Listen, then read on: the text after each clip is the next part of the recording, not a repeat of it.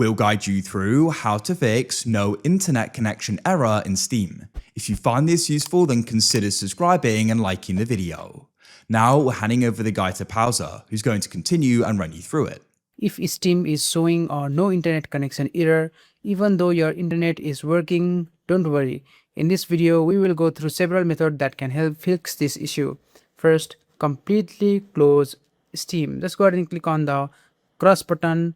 So now just go ahead and go to the system tray, and here just go ahead and locate your Steam and then just right click on it and then choose to exit Steam. So now just go to your Windows search bar and then just go ahead and search for Task Manager and then open the Task Manager.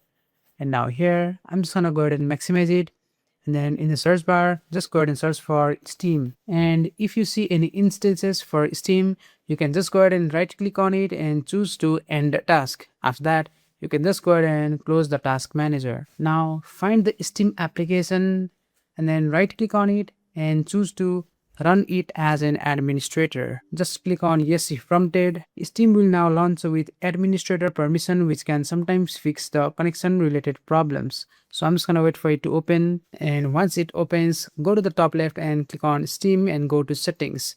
From here, just go ahead and go to the download section and then scroll down until you see clear cache download. Just go ahead and click on clear cache, and then here just go ahead and click on confirm. Steam will now restart and you will need to log back into your account. That's completely normal, and also the issue could be caused by Windows firewall blocking the system.